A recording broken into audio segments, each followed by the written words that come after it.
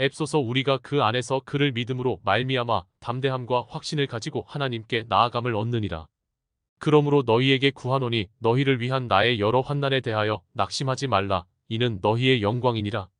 이러므로 내가 하늘과 땅에 있는 각 족속에게 이름을 주신 아버지 앞에 무릎을 꿇고 비노니 그의 영광의 풍성함을 따라 그의 성령으로 말미암아 너희 속사람을 능력으로 강건하게 하시오며 믿음으로 말미암아 그리스도께서 너희 마음에 계시게 하시옵고 너희가 사랑 가운데서 뿌리가 박히고 터가 굳어져서 능히 모든 성도와 함께 지식에 넘치는 그리스도의 사랑을 알고 그 너비와 길이와 높이와 깊이가 어떠함을 깨달아 하나님의 모든 충만하신 것으로 너희에게 충만하게 하시기를 구하노라. 우리 가운데서 역사하시는 능력대로 우리가 구하거나 생각하는 모든 것에 더 넘치도록 능히 하실 이에게 교회 안에서와 그리스도 예수 안에서 영광이 대대로 영원무궁하기를 원하노라. 아멘. 감옥 안에 있는 자가 감옥 밖에 있는 자를 위로한다. 이 상상할 수 없는 일이 일어났습니다. 왜냐? 바울이 하나님의 그를 향한 하나님의 은혜의 경륜을 발견했기 때문입니다. 에베소서 너희를 위하여 내게 주신 하나님의 그 은혜의 경륜을 너희가 들었을 터이라. 무슨 경륜이지요? 사도행전 주께서 이르시되 가라. 이 사람은 내 이름을 이방인과 임금들과 이스라엘 자손들에게 전하기 위하여 택한 나의 그릇이라. 하나님을 그토록 잘 믿는다고 나름 자부하며 예수님 믿는 사람들 죽이고 고문하며 날뛰던 때 도리어 너는 나를 돌로 치고 있고 나를 모욕하고 있고 나를 박해하고 있다는 말을 들은 바울은 이제 내가 너를 용서할 테니 너는 이방인을 향한 도구가 되어라 부름받았습니다. 김양재 목사님이 한때 파탄난 자기 가정 속에서 수많은 우여곡절 끝에 남편 회개시키고 하늘나라 보내자 소문이 나서 집사로서 여기저기 불려다니며 수많은 가정을 세우는 분이 되신 것 아시나요?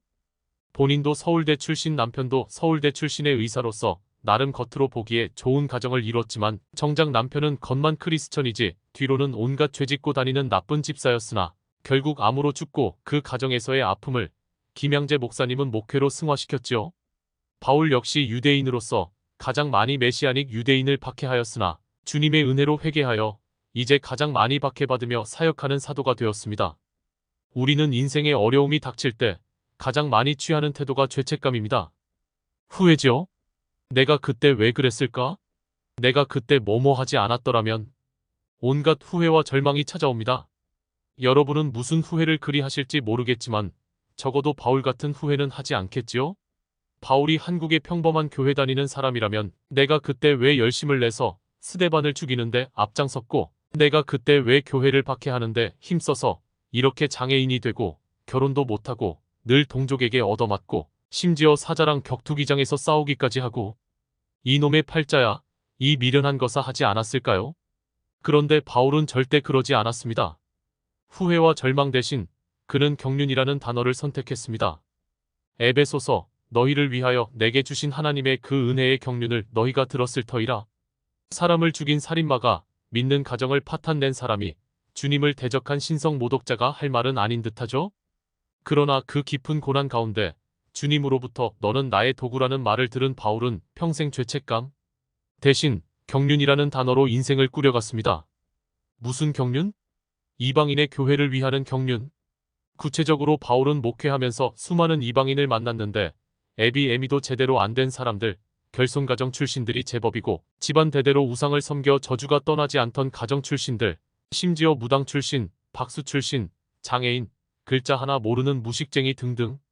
예수님이 유대인들이 개라고 불렀던 것들이 하등 이상하지 않은 자들이 대부분이었지만 그런데 그런 형편없는 사람들이 회개하고 예수님을 영접하더니 성령이 임하고 그래서 인생이 완전히 바뀌는 것을 수도 없이 목격했습니다. 대표적인 사람이 바로 오네시모지요. 노예였잖아요. 어떤 사람을 보면 입술이 험한 분이 있지요. 입만 열면 욕, 저주, 부모 욕, 하나님 욕, 인생 욕, 미움 저주 증오가 핵심 감정이지요. 그런데 감옥에서 바울을 통해 예수님을 영접하더니 완전히 딴 사람이 되었습니다. 어느 정도 바뀌었는가? 찾아 읽습니다. 에베소서 그런즉 거짓을 버리고 각각 그 이웃과 더불어 참된 것을 말하라. 이는 우리가 서로 지체가 됨이라. 분을 내어도 죄를 짓지 말며 해가 지도록 분을 품지 말고 마귀에게 틈을 주지 말라. 도둑질하는 자는 다시 도둑질하지 말고 돌이켜 가난한 자에게 구제할 수 있도록 자기 손으로 수고하여 선한 일을 하라 노예 주인 것 훔치는데?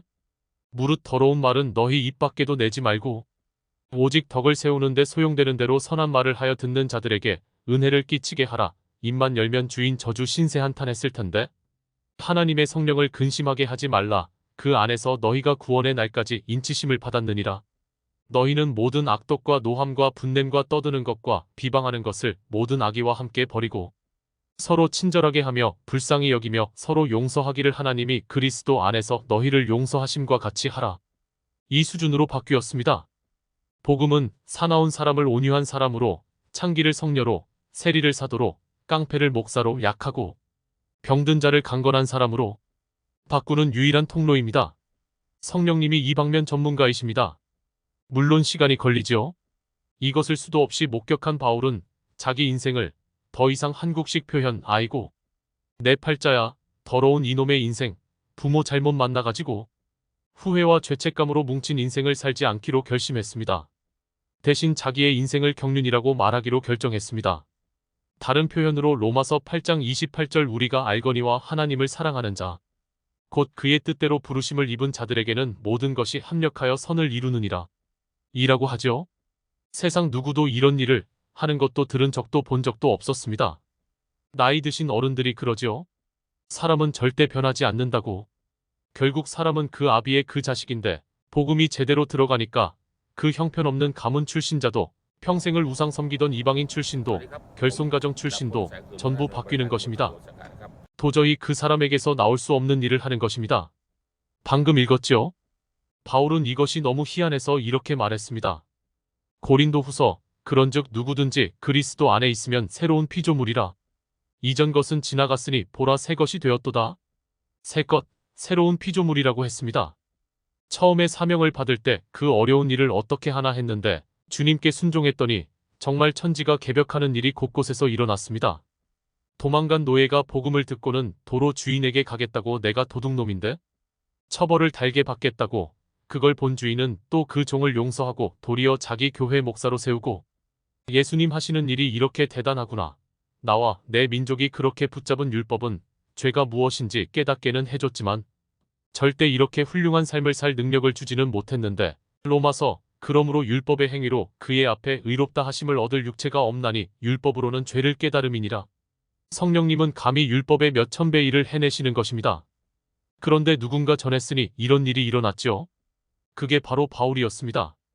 누가 개라고 여겨지던 이방인을 그렇게 멀리 찾아가 껴안고 편들고 눈물로 훈계하고 참아주겠습니까? 주님의 몸된 교회를 그렇게 박해하던 자기밖에 할 사람이 없는 것입니다. 그래서 했더니 이런 영광을 보게 되었습니다. 이러니 더 이상 자기 인생을 후회하고 하나님을 원망할 이유가 없습니다. 모든 것이 다 하나님의 은혜였다고 경륜이었다고 고백하게 되었습니다. 오늘 우리는 왜 바울과 같은 경험이 없는가? 우리는 우리 인생에 바울과 같은 경륜 믿음이 있는지요? 나의 나 된 것은 하나님의 은혜라는 고백과 함께 내 아픔과 내 슬픔조차 다 그 분께 쓰여지기를 원하는 마음이 있는지요? 바울처럼 김양재 목사처럼 저와 여러분이 다시 복음을 알았으면 합니다. 미국에서 있었던 일인데요. 한국에서 이민 간 한국 엄마는 자기 아들이 사고로 죽었을 때 한국에서 하던 습관대로 이츠 마이 폴트 해서 경찰서에 끌려갔다는 말이 있습니다. 한국에서는 자식이 죽으면 내 잘못이라고 막 우시잖아요. 저와 여러분이 그런 식으로 하나님께 회개한 것은 아닌지요? 그냥 두루뭉술 이놈이 죄인이지요? 그냥 입버릇으로 말한 것은 아닌지 구체적이지 않은 채 말이죠. 정말 예수님으로부터 내가 나를 박해하고 있다는 말을 들어본 적이 있는지요? 내가 목사고 집사고 30년 믿었고 모태신앙이지만 내가 나를 죽이고 있다. 너는 나를 모독하고 있다. 들어보시고 회개하셨는지요? 정말 회개는 자기 존재에 대한 절망입니다. 정말 나에게는 아무 소망이 없구나. 내가 주님을 욕하고 대들고 주님을 모욕하던 사람이구나. 주님, 나를 용서하소서. 내가 죽일 놈입니다. 이것이 회개입니다. 이 회개가 없으면 늘 내 귀에 좋은 말씀만 찾아다니고 늘 나 위로해주는 교회만 쫓아다니고 제대로 회개도 안 하고서는 늘 성공하여 남에게 간증하겠다 하면서 자랑이나 하려고 하고 크고 화려한 조명 아래서 남한테 인정받으며 목회하고 장로되고 권사받는 것이 인생의 목적이 돼버립니다. 그런데 그런 기대가 무너질 때, 그래서 남과 비교될 때 열등해하고 분노하고 성질냅니다. 하나님한테 삐칩니다. 로마서 그런즉 어찌하리요? 우리가 법 아래에 있지 아니하고 은혜 아래에 있으니 죄를 지으리요? 그럴 수 없느니라. 너희 자신을 종으로 내주어 누구에게 순종하든지 그 순종함을 받는 자의 종이 되는 줄을 너희가 알지 못하느냐? 혹은 죄의 종으로 사망에 이르고 혹은 순종의 종으로 의에 이르느니라. 하나님께 감사하리로다. 너희가 본래 죄의 종이더니 너희에게 전하여 준 바 교훈의 본을 마음으로 순종하여 죄로부터 해방되어 의에게 종이 되었느니라. 너희 육신이 연약함으로 내가 사람의 예대로 말하노니 전에 너희가 너희 지체를 부정과 불법에 내주어 불법에 이른 것 같이 이제는 너희 지체를 의에게 종으로 내주어 거룩함에 이르라. 너희가 죄의 종이 되었을 때에는 의에 대하여 자유로웠느니라. 너희가 그때에 무슨 열매를 얻었느냐? 이제는 너희가 그 일을 부끄러워하나니 이는 그 마지막이 사망임이라. 여러분과 저는 과연 죄에서 해방되었습니까? 연약하여 가끔 넘어지는 것을 말하는 것은 아닙니다. 저도 연약하죠? 그러나 과연 근본적으로 여러분은 예수님을 모욕하고 그분께 대들고 불평 원망한 것을 회개하셨습니까? 18절 죄로부터 해방되었습니까? 그 경험이 있어야 합니다. 로마서 너희가 죄의 종이 되었을 때에는 의에 대하여 자유로웠느니라. 너희가 그때에 무슨 열매를 얻었느냐? 이제는 너희가 그 일을 부끄러워하나니 이는 그 마지막이 사망임이라. 우리는 죄의 삭시 사망이라는 말을 잘 알고 있는데요. 과연 그 사망이 과연 육체의 죽음을 말할까요? 예수님 영접하고 성령 받은 사람도 죽는데요. 그 사망은 이것이죠. 계시록 사망과 음부도 불못에 던져지니 이것은 둘째 사망 곧 불못이라. 죄에서 해방하신 예수를 찬양합니다.